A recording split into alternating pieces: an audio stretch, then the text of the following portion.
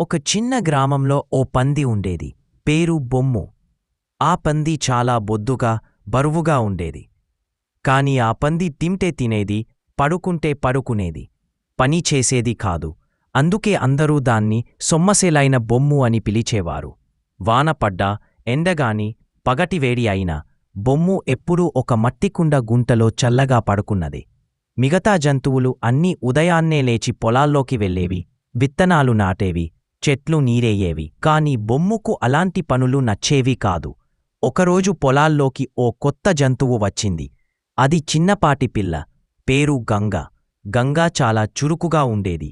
ఉదయం లేచి పొలం చుట్టూ పచ్చిక కోసేది, నీళ్లు తీసుకొని ఇతర జంతువులకి సహాయం చేసేది. అందుకే అన్ని జంతువులకు గంగ అంటే చాలా ఇష్టం. ఒకరోజు గంగ బొమ్మును దగ్గరకి వచ్చి అడిగింది. బొమ్ము, నువ్వు ఇంకొద్దిగా నడితే బాగుండది. పొలాల్లో కొంత పని చేస్తే నీకు ఆరోగ్యం బాగుంటుంది. అందరూ నీ గురించి గౌరవంగా మాట్లాడుతారు. బొమ్ము గబుగబా, నాకేం అవసరం గంగో, నాకింకా నిద్రగా ఉంది. పని చేసి ప్రయోజనం ఏంటి? భూమి మీద జన్మించామంటే తిండి తింటూ సుఖంగా ఉండాలి కదా. గంగా బాధపడి అక్కడి నుండి వెళ్ళిపో. రోజులు గడిచాయి. అప్పటికీ బొమ్ము ఏమాత్రం మారలేదు. కాని ఒకరోజు గ్రామంలో పెద్దగా మేఘాలు కమ్ముకున్నాయి. అకస్మాత్తుగా ఘోరమైన తుఫాన్ వచ్చింది. చెట్లు విరిగిపోయాయి. నీళ్లు పొలాల్లోకి ప్రవహించాయి. జంతువుల నివాసాలు కొంతవరకు నాశనమయ్యాయి. అందరూ జంతువులు కలసి తమ గుట్టలని కాపాడేందుకు పనిలో పడిపోయారు. ఎవరికి తోచిన సహాయం వారు చేశారు. బొమ్మును కూడా పిలిచారు. బొమ్ము, వేగంగా రా. నీ మట్టిగుంట పూర్తిగా నీల్లో మునిగిపోతుంది. చుట్టూ చెట్లు కూడా పడిపోతున్నాయి. కాని బొమ్ము అప్పటికే మట్టిలో పడుకుని గాఢనిద్రలో ఉంది.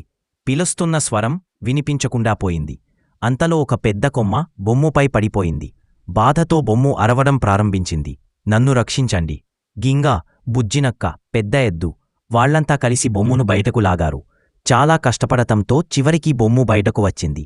కాని చాలా బలహీనంగా అనిపించింది. అలసట, నీల్లో మునిగిపోయిన మట్టిగుంట అన్నీ కలిసిపోయి బొమ్ము పూర్తిగా చేతలేకుండా తయారైంది. తర్వాతి రోజు బొమ్ము కొంచెం మెలకువైనట్లు అనిపించింది. గింగా దగ్గరికి వెళ్ళి మెల్లగా అడిగింది. నిన్న నా ప్రాణాలు నీవల్లే. గంగు, నిజంగా కృతజ్ఞతలు. నన్ను క్షమించు. నాకిప్పుడే అర్థమైంది. ఇలా కేవలం తిన్నా, నిద్రపోయినా జీవితం మంచి జీవితం కాదు. నేను మారాలి. మారడానికే జీవితంలో నిజమైన ధైర్యం కావాలి. బొమ్ము, నువ్వు మార్చుకోగలవు. ఆ రోజు నుండి బొమ్ము కొంచెం కొంచెంగా తన అలవాట్లను మార్చుకోవడం ప్రారంభించింది.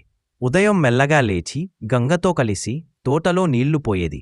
పండ్ల చెట్ల చుట్టూ మట్టిని కలిపేది. ఎప్పుడూ కాకపోయినా రోజులో కొంతసేపు పని చేయడం మొదలుపెట్టింది. మొదట్లో ఇతర జంతువులు ఆశ్చర్యపోయాయి. ఇదేనా మన బొమ్మ అని ఆశ్చర్యపడ్డారు.